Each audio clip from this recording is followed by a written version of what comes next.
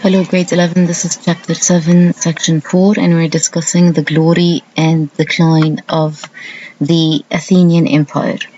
Now, after the Persian Wars, Athens became more powerful. The form of government that was practiced by the Athenians was known as direct democracy. Direct democracy is where all citizens participate in the decision-making process. Now, today we do not have direct democracy anymore, but instead we have representative democracy. Why? Because in representative democracy, the citizens, they elect officials to govern on their behalf.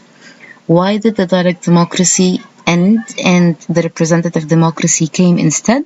It's because that in ancient times, the number of citizens were small, while today the population is much bigger. So we cannot let all the citizens today participate in the decision-making process in the country. The first ruler to rule after the Persian Wars was known as Pericles. Pericles ruled for more than 30 years. During his rule, the period of his ruling was known as the Golden Age of Athens. Pericles had three goals: strengthening the Athenian democracy, strengthening the whole empire, and glorifying Athens.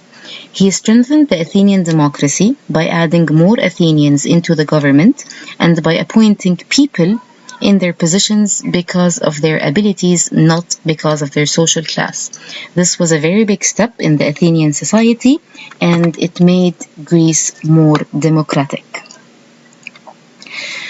For the second goal, he made the Athenian navy stronger. If you remember in the Persian Wars, one of the defects where the Athenians always lost was the navy. So he made the Athenian navy stronger.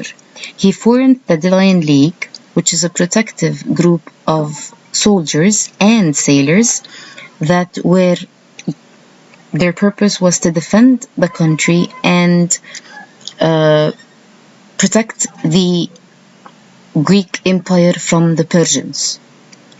Now, for the final goal, which is glorifying Athens, he rebuilt all the ruins after the war, and he made Greece the center of learning and arts. He also built new temples, monuments, and statues. And because Athens became the center of learning and art, all the writers, artists, teachers, sculptors, architects, and philosophers shared all the new ideas in Athens, and it was then called the School of Greece. Now, the Athenian life of men and women, you will find it in your book on page 200. As we all know, just like when we discussed Sparta and Athens, the Athenian life of men was divided according to the status. The middle-class men, or the normal class men, they spend their mornings in the daily life activities, which is working, farming, and they spend their afternoon in exercising and making themselves fit.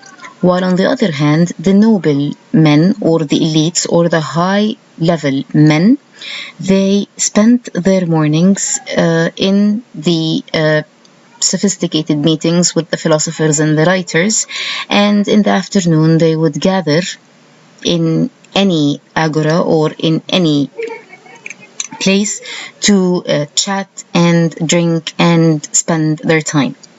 On the other hand, the women, whether they were of nobility or not, had no opinion whatsoever in the political life, social life, or even economic life.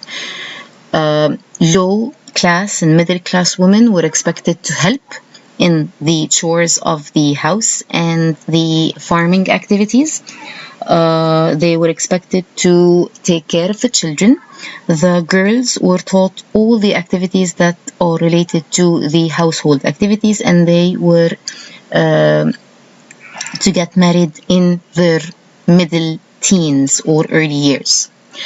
On the other hand, the elite women had no task to do. They were not engaged in any house activities. They would just spend their time leisure doing nothing, while the elite girls were sometimes allowed to learn some literature, reading, and art. Slaves also had a certain part in the Athenian life. The slaves were usually taken from the conquered lands. If the slave is a man, he would work in the fields, or he would work as an apprentice carrying things in the courts or on the streets or in any of the stores or warehouses in the market or agora. While if the slave is a woman, she would go and work in the house as a servant for the elite people. Now, Sparta wasn't one of the city-states that agreed about Pericles and his force. Pericles started to gain a lot of power and dominance throughout all of the Greek city-states. Previously, we discussed that one of his strengths or goals was to form the Delian League. The Delian League was the soldiers and the sailors from all the city-states. Who provided the league with the soldiers? It was always Athens. This is why Pericles was always in control of the league. Later on, Pericles started acting in an undemocratical way, and he started treating people as subjects, allowing them less opinion. The league, due to Pericles' methods, stopped and did not agree to resume. Pericles made a very famous speech that was known as Pericles' funeral oration. In this speech, he talked about how citizens should support their government and how democracy should be always taken into consideration. He made the speech because he suspected rebellion from any of the city-states. And this is actually what happened from Sparta. Each city-state, Sparta and Athens, viewed the other with hostility because they were the total opposite. If you remember from our previous lessons, Sparta did not like democracy, did not use democracy. They valued the idea of discipline and order, while Athens valued the idea of democracy. Athens had a stronger navy, but Sparta had a much stronger army.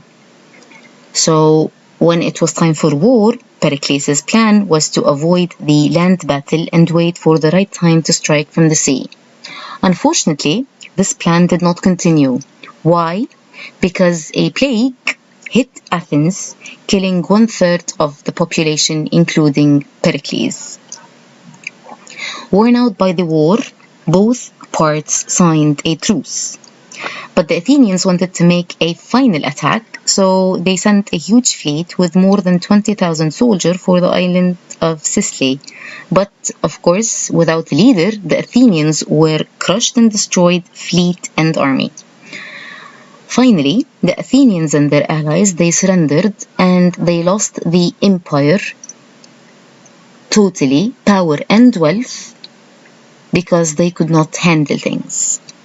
Now, there are certain effects and causes of the decline of the Athenian Empire. Now, Macedonia also asked for a piece of the Greek land. Athens, knowing that they cannot fight Macedonia as well as Sparta, lost the remaining part of its empire. Now you will find the link at the bottom of the page. It will be also in the videos section in your SMS. Please watch it as it contains important information about the rule of Pericles.